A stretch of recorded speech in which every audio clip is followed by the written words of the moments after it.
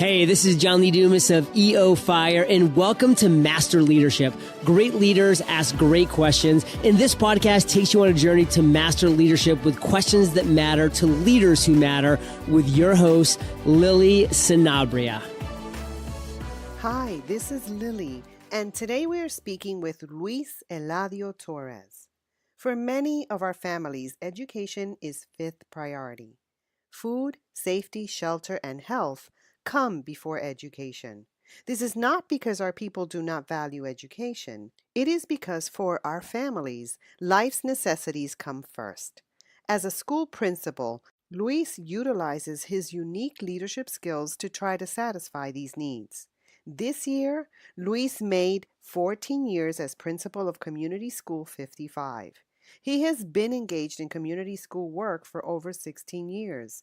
Under his leadership, the school has developed a hospital in the school, sports museum, a partnership with the Green Bronx Machine to provide healthy food, and established relationships with many community partners to meet the needs of the families.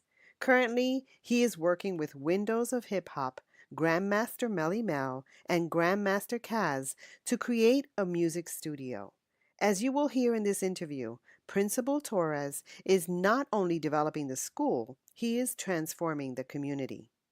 Luis has come to realize, ironically, that if he's going to fight for equity, it will have to be done with less resources than others. At the end of the day, Principal Torres is working hard now because, as he says, our time in this world is limited. We must make it better than when we arrived here. Follow him on Instagram at Torres ASCD for more information. So welcome, Luis Eladio Torres. How are you? I'm very excited. I'm happy to be here, on this planet. Well, I'm happy to be here in your office. This is awesome. So we're so happy to have you on our podcast. And as you know, this podcast takes us on a journey to master leadership. So, Luis, are you ready to pour into our listeners? Absolutely. I'm looking forward to traveling on this journey with you. Awesome. So can you tell us a bit about your leadership path and what you're doing now? Yeah. Growing up, I grew up in a community where most children either went to prison, were killed, or, sold drugs or did other things. I was one of the lucky ones. I actually went to school.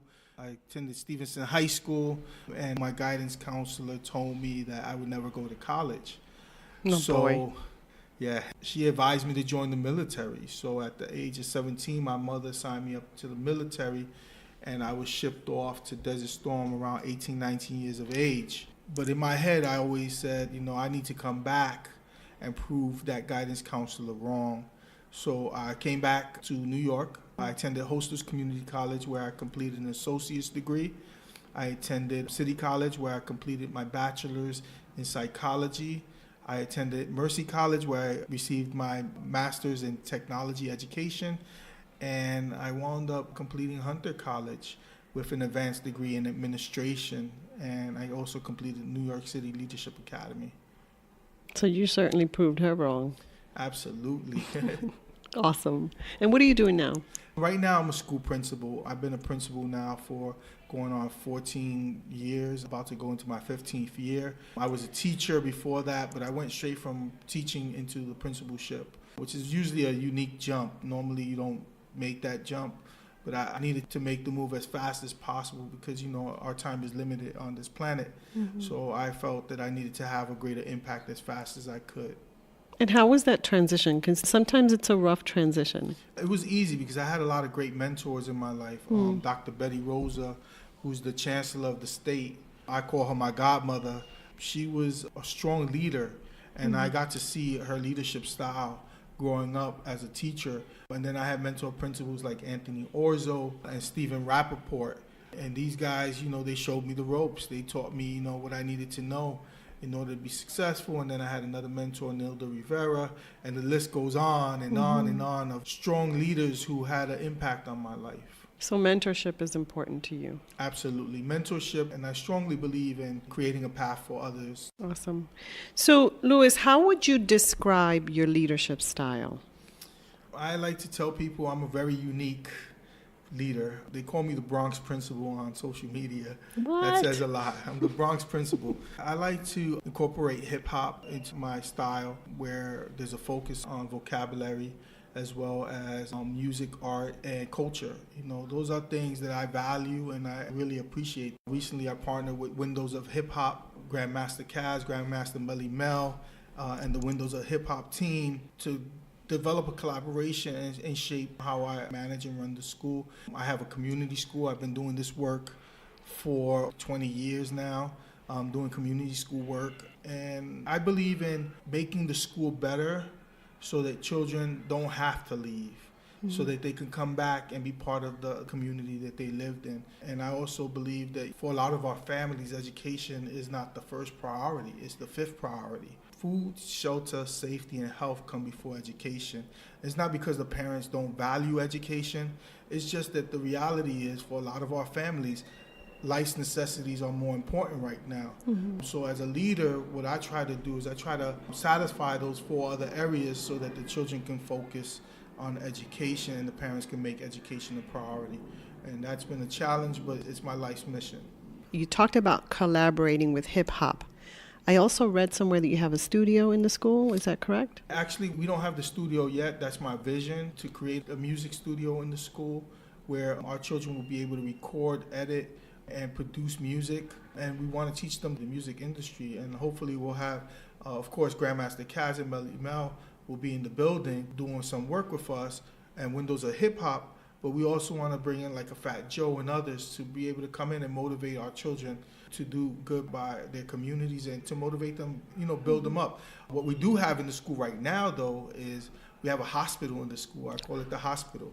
I have a nurse, dentist, psychologist, ophthalmologist, all on staff, a doctor, a nurse. So we provide full service in the school to our children. We make sure all of our children are immunized. Right now we're going to be hopefully providing glasses pretty soon, dental cleaning, and other things. We also have farms. Thanks to a partnership I have with the Green Bronx Machine, Stephen Ritz. We actually grow our own vegetables all year long through aeroponic farms, as well as we have bicycles connected to blenders where we do smoothies while the children ride bike.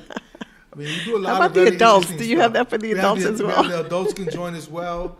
And then, I hustle for the community and I bring other resources. Right now, Ruben Diaz Jr. funded $1 million playground that we have built already. Vanessa Gibson, the councilwoman, is currently working on moving our cafeteria to the first floor as well as the auditorium. So I work very closely with the local officials as well. Michael Blake, the assemblyman, and Senator Gustavo Rivera. It's so important to have people in your corner to do these things and bring these resources to the school. I love how your focus is certainly on the kids, but also expanding to the community. You have this big picture where it's like a family, a whole community where we're pouring into each other. And that's not easy.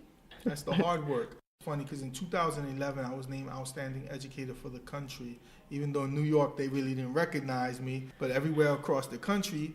How did New York not recognize you? It's very interesting. In 2011 I was named Outstanding Educator for the country by ASCD. Internationally, people were asking me to come and speak at colleges, high schools, all over the country. Everybody was talking about me. But in New York it was like, oh, well, it's just the way New York is. It's a tough place, But in San Francisco, when I was speaking in front of over 8,000 people, I made a comment. I said, for a long time, our schools have been viewed as oasis.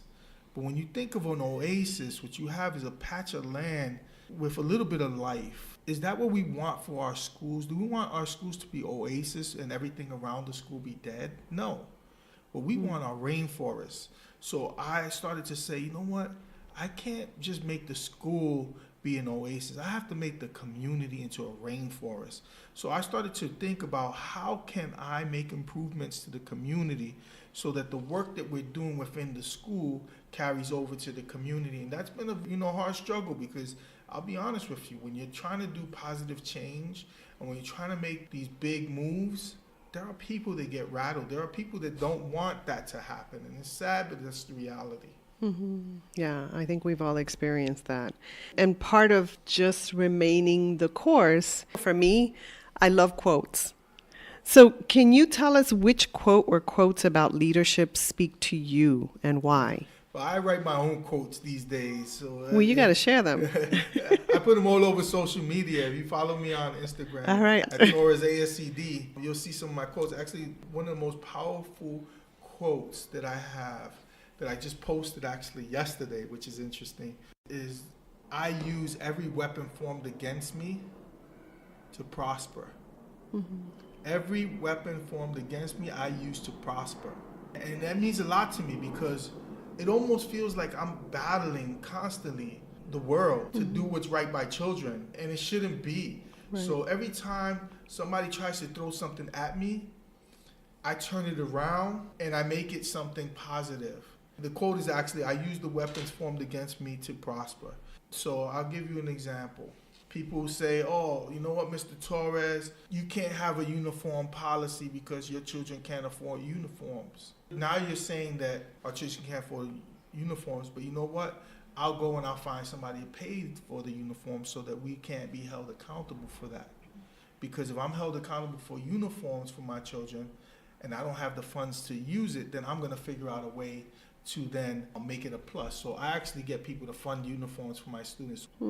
So that's one of the quotes that I love because, you know, when you're doing great stuff, you get a lot of haters out there. And I think that, you know, at some point we just got to make a stand because we don't have enough time on this planet to be worried about people's feelings.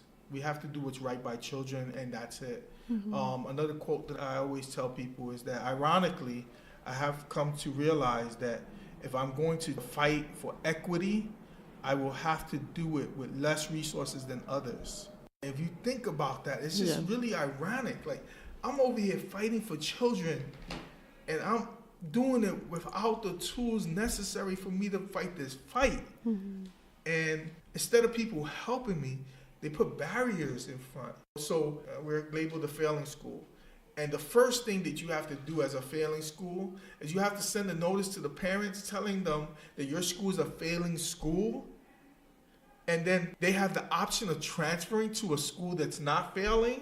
When we do that, we're setting ourselves up to fail because once the parents start pulling out children, funding goes away with that. So then the things that made your school successful start to fade away. So we have to understand that if we're going to really make change and we say that we're about children, then some of these policies and things that are out there that are really not about children need to be looked at and need to be changed. Because it's crazy that I have to tell parents that they can transfer their child out, but then I'm held accountable when my registers go down. It's a catch-22, and certainly I'm frustrated listening to that.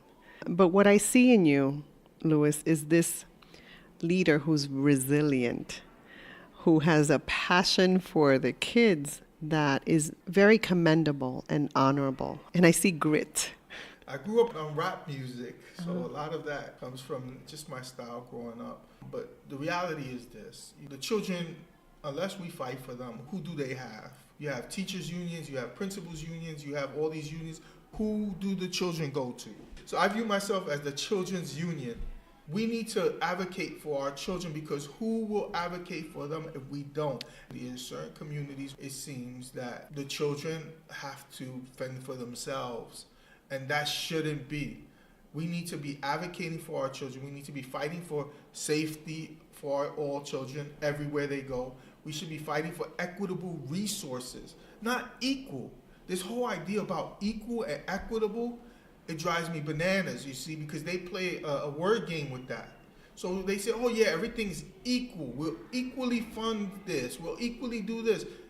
Yeah, you can't do things equally. You have to do it equitably, because where my son goes to school does not need the same resources that a child where I work goes to school.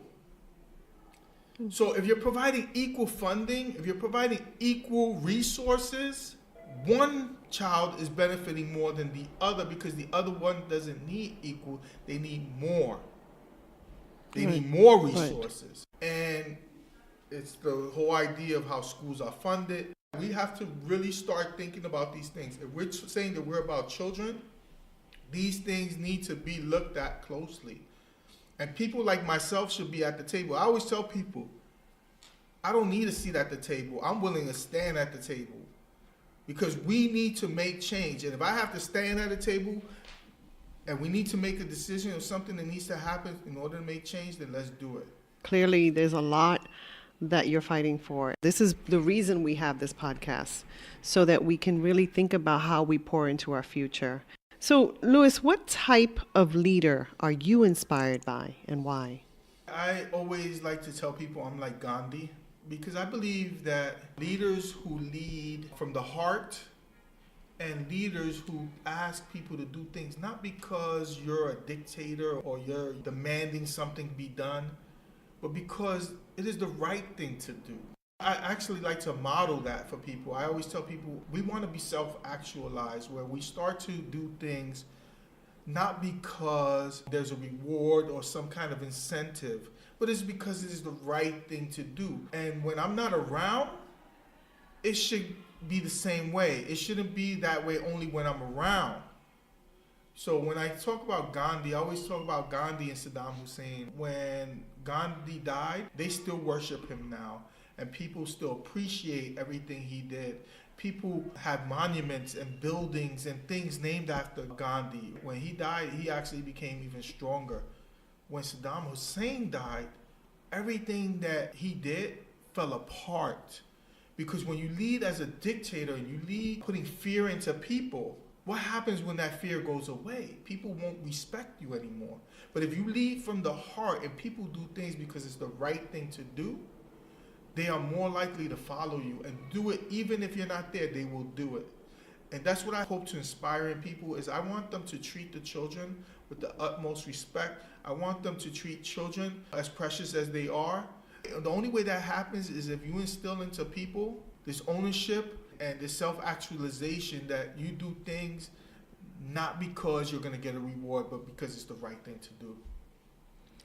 So you admire those leaders who pour into others and who think about their legacy, who think about the future. The buck shouldn't stop with you. In other words, if you were to leave, your programs and what you've set in place should continue. Absolutely. One of my greatest fears is that I will leave this school and everything that I put into it will disappear. Right now, actually, I'm thinking about building capacity in others and building relationships with other people in the school so that in the event, at any point, I do leave the school, that others can continue the work and that people will still appreciate and value the work that's happening here and still invest in the school. I would never want anything that I create to fall apart when I'm not there, because at the end of the day, it's all about the children. I'm a strong believer that we have one shot in this world. From the moment that we're born, our clock is ticking, our gas tank is emptying out. I don't want to leave any gas in my gas tank when I leave this planet.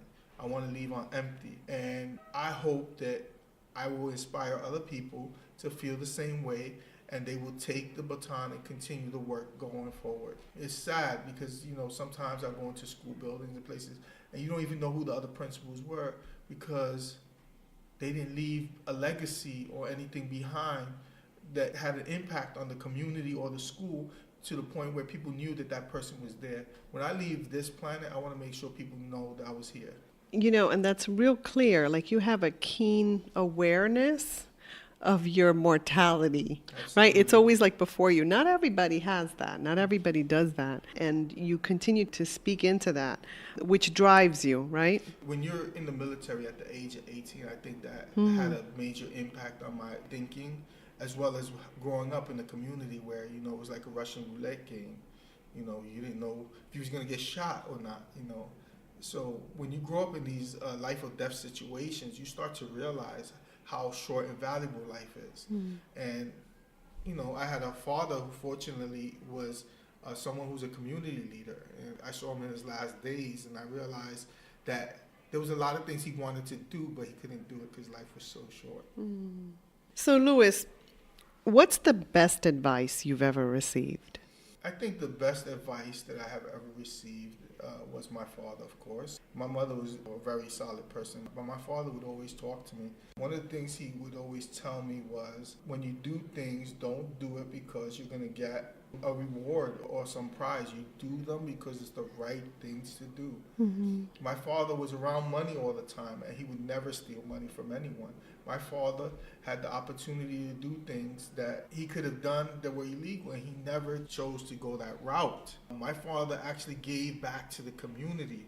My mother, my father. My door to my house was always open. But my father, he always told me to do things because it's the right thing to do. And that stays with me. And, it's something that keeps playing in my head. And, sometimes when things get tough at the job, I always say, as long as I'm doing it for the right reasons, there's nothing that I can do that's going to come bad of it. So honor, integrity, generosity is really important to you. Well, all the things that we were taught when we were children that we would hope to instill in the children now. I do a lot of that with my students here. We believe in something called RAW, responsibility, organized, always safe, and respectful. That's the 4 values we teach our students here. Our mascot is a tiger, and of course the acronym RAW, is aligned with that. But the stuff that my father taught me growing up, I want to instill that in the children here in the school. We can use that as leaders too, that acronym. Absolutely. RAW. We want to roar with pride. On Monday, June 23rd, 2018 at 3 p.m., My Brother's Keeper Alliance will be hosting an online town hall meeting with award-winning American hip-hop recording artist, actor, film producer, and poet, Common, who will share more about his recent work on issues affecting boys and young men of color.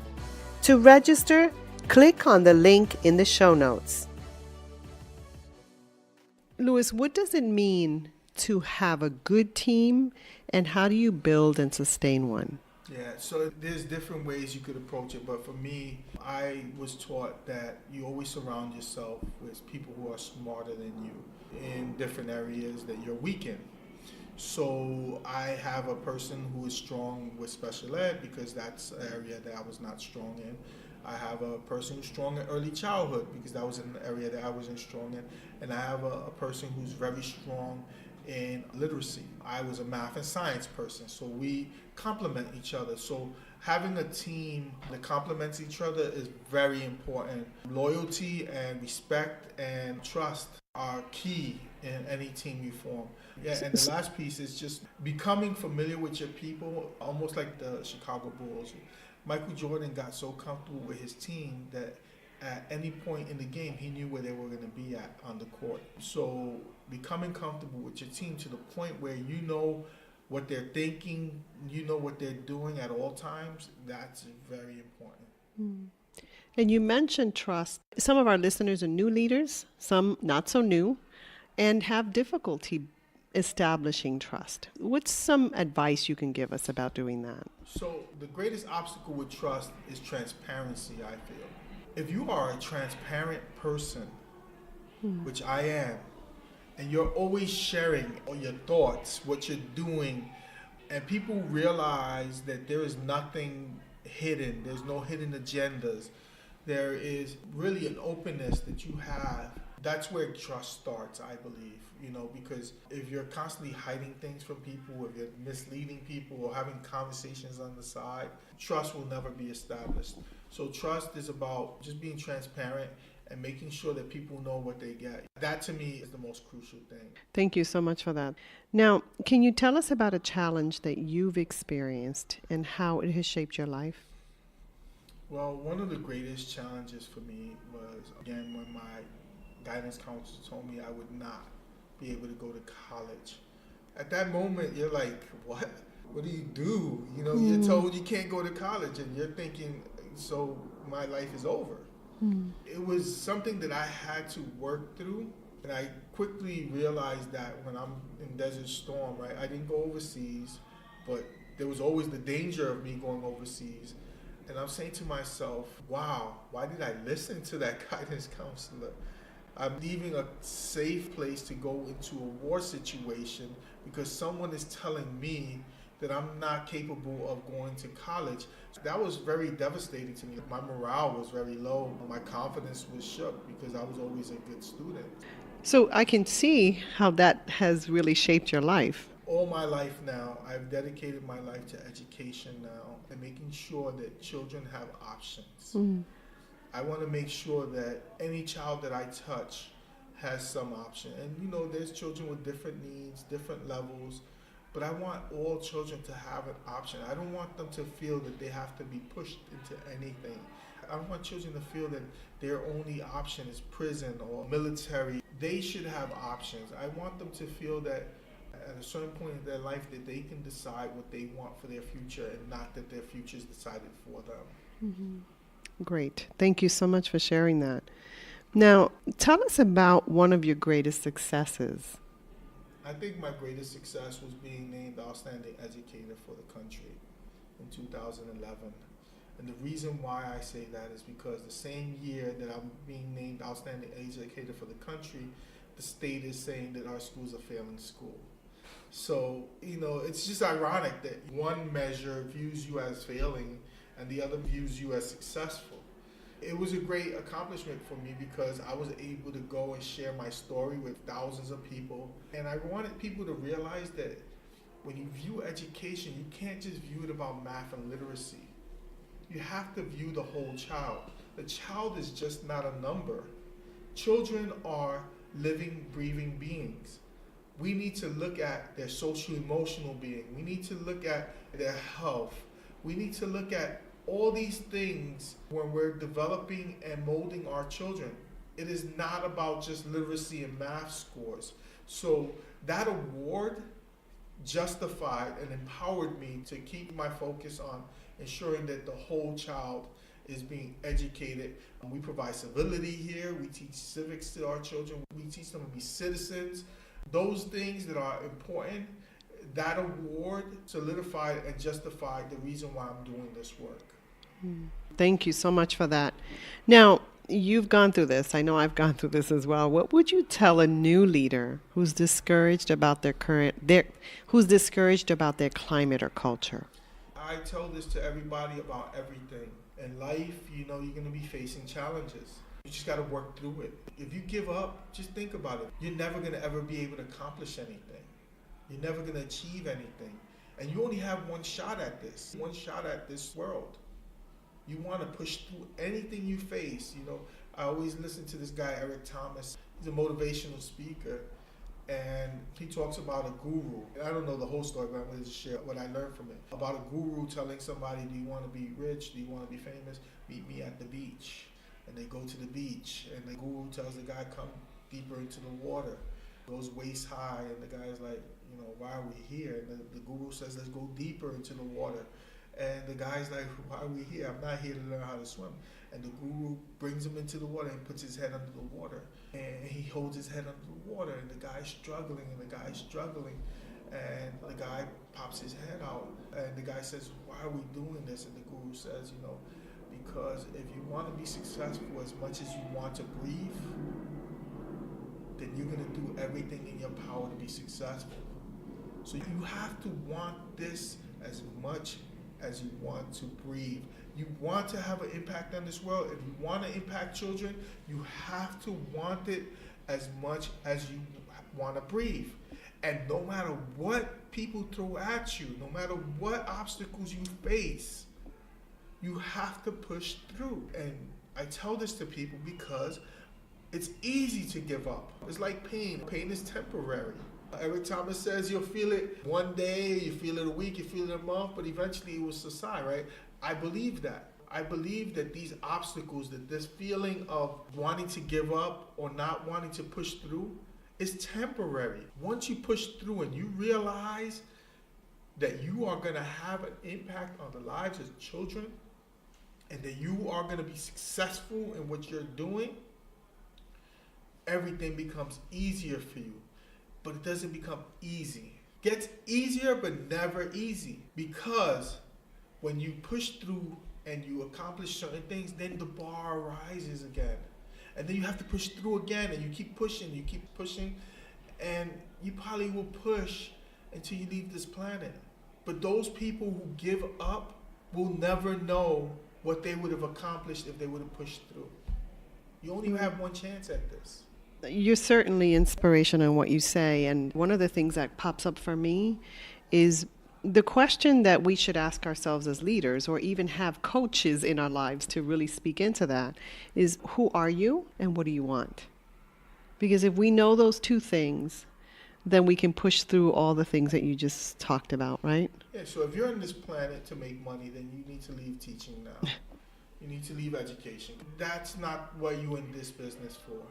If you're here to make a difference in the lives of others, then yes, you're in the right place.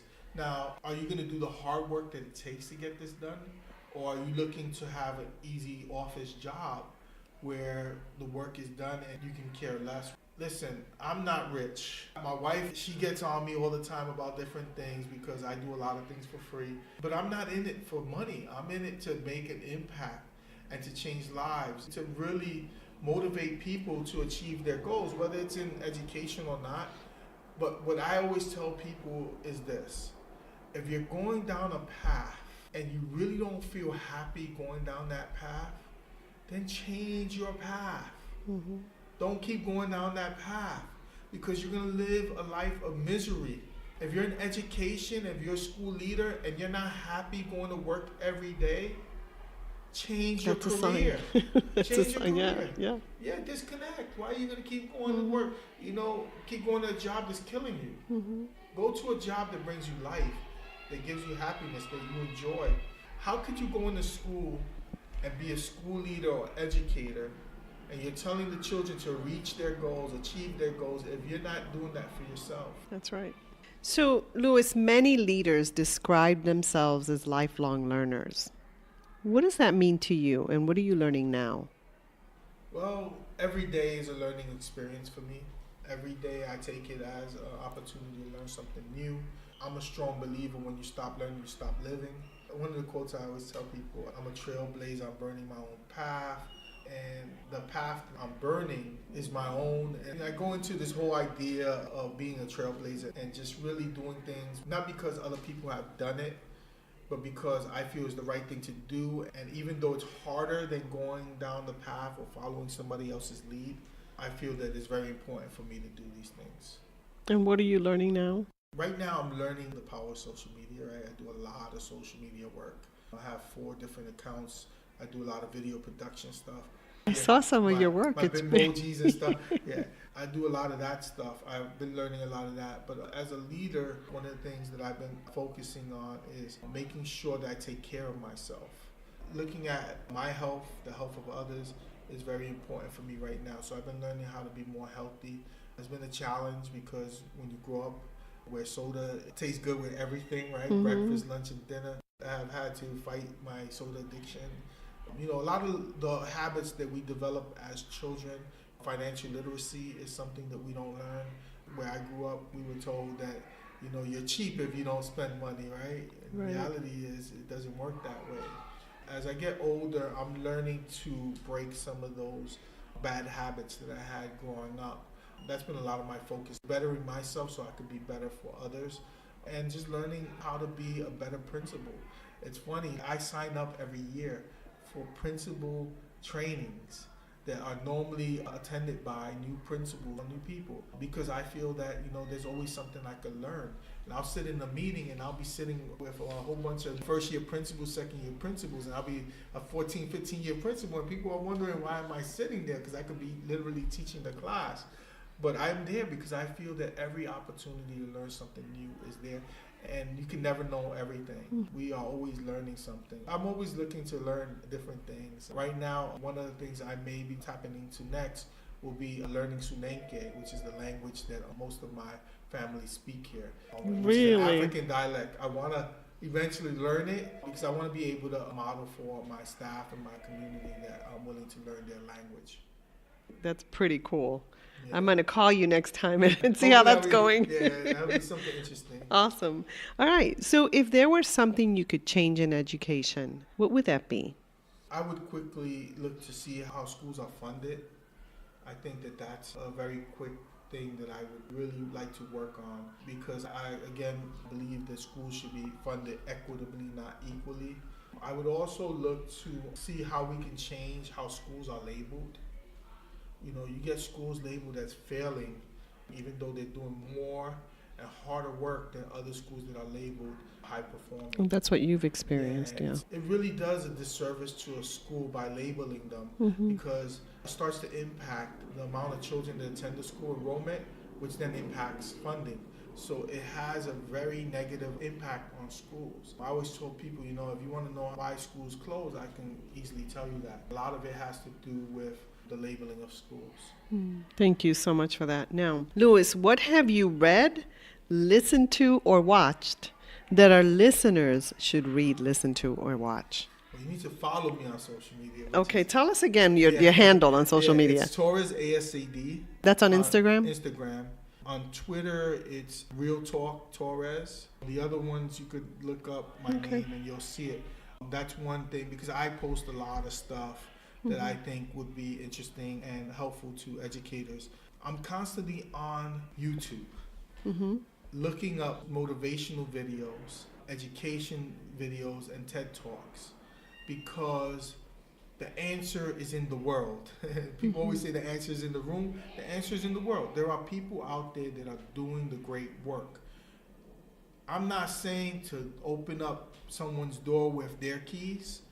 I'm saying you open up your door with your own keys, but there are people who have opened up these doors that you can look at to open up your own doors. You know, if you get that. I grew up on rap, so I apologize if I flow that way, but the reality is there are people out there doing successful work. You go on social media, look up these people, look at what they're doing, look at who they contact, look at who they speak to, look at what they look at, read what they read. There is definitely a master plan out there for people, and there are things that are working for people that you can take on and replicate and make your own. The one thing that I don't want people to do is feel that they have to follow anybody's footsteps. I am a strong believer that you have to make your own path. If you're following other people's footsteps, it's never going to come out the way that it came out for them. You have your own path, you have your own keys to your own doors, you open up your own doors.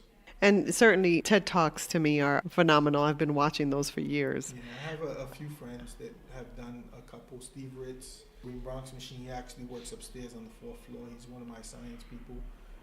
This guy, Kareem A., founder of Practice Makes Perfect.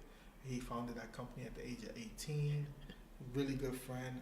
I surround myself with these people that are, you know, smarter than me. I told my son actually this morning on my way to work, look, when you practice, because he plays football, when you practice with the fast runners. Not because you're going to be able to beat them in running, because you're probably not, but because they're going to push you to run faster.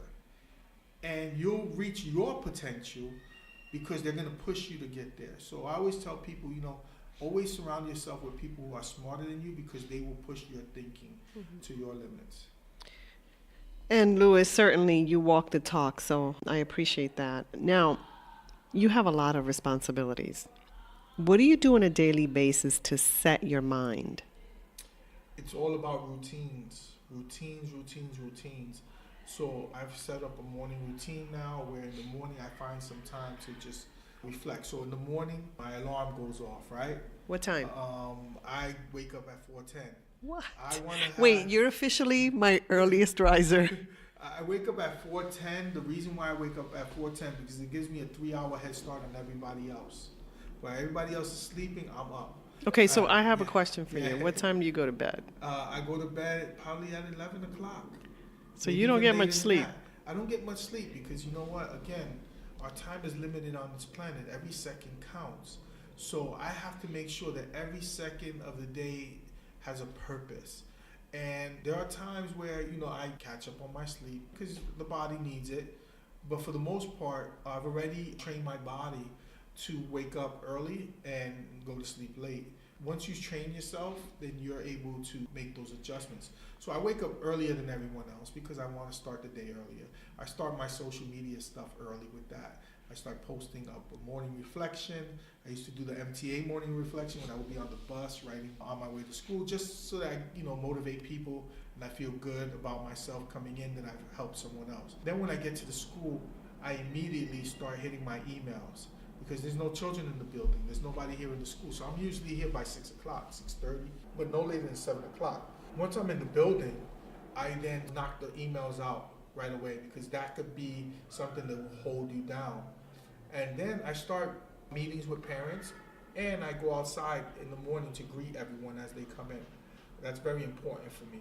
You've already had a full day by that time. Yeah, by the time I go outside to start meeting people, it's around 7:50, and I'm already meeting parents, greeting children, watching out to see if there's any children coming in with any issues or concerns. I do all of that work in the morning, and then usually I get to meet with a couple of parents because they usually have something they want to talk to me about. Then I bring my cabinet in for a meeting around 8:20, 8:30, and we start to discuss the daily plan and things that are happening during the week, phone calls, classroom visits, which is most what I like to do, and try to address some of the paperwork that I have. Community partners constantly reaching out to me for different things that we're doing. It's a loaded day. Busy day. And then I get to leave, hopefully early sometimes, around 4:30, 5 o'clock. But sometimes I'm here till 6 or 7. And then I do that for 5 days a week. When I get home, I hit some social media again, because to me social media is very important. But I also spend some time with my youngest daughter. She does soccer, my son does football, and my eldest is into fashion, so that's all happening. And then in the evening, I pick my oldest daughter from work. While I'm doing that, I'm also listening to motivational videos and doing other stuff. Every second of my life. Do you survive on coffee? Because I'm tired listening to you. I used to drink a lot of coffee, but what I realized is that when you start to change your mindset, you can self-motivate yourself, and the energy just comes naturally. Wow, that's a full day. And so that speaks to balance, right? What you were talking about, the things that you were learning about, making sure that you're doing well so that you can pour into other people, right? I took a training one time, and it was called Work Less, Party More, something like that. It was a very interesting training, and what they talked about is you have to have life balance, work and fun and relaxation. If not, you'll burn yourself out. Yeah, and that's a true thing that happens a lot, especially in our field.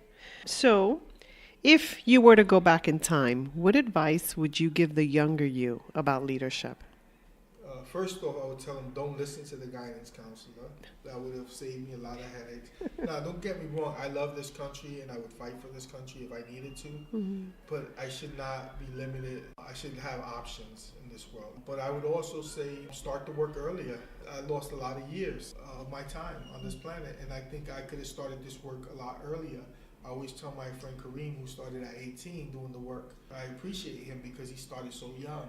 And I feel that if I would have started this work maybe at the age of 17, I would have been a lot further along in my goal of ending poverty and bringing equity to education.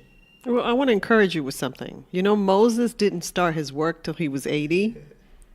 It's the way it is. I just hope that, in my lifetime, I'll have the impact that I want to have. And you're exactly where you need to be. And you're making an impact now, Louis, so I really appreciate that. Is there anything else you'd like to share with our listeners that we haven't addressed? Yeah, I just want to say, there is no other job that's more rewarding than being a school administrator or leader or teacher. Anything in education to me is very important, because what the rewards are, the way you're shaping, molding the minds of our youth and changing the outcomes of families, and also having an impact in the future generations to come. That is more rewarding than any job that's going to make you millions of dollars. So, Louis, I really want to thank you so much for pouring into me and pouring into our listeners. It's been wonderful getting to know you and the work you do. Absolutely, and if there's anything I could do for any of the listeners out there, I'm always willing to provide support to anyone. So, you got my information for social media. Just follow me, send me a message, and just know that I'm one of those leaders that likes to share. If I can have a greater impact on more people because I'm touching other people, then that's what my goal is. Awesome. Thank you so much. Thank you. Hello, leaders. In closing, here's a quick message. Coaching is the art of influence that underpins leadership in the 21st century. It is the very thing that can get you from being stuck to being extraordinary. So go to masterleadership.org and sign up to get a free coaching session. Until next time, continue to ignite that leader in you.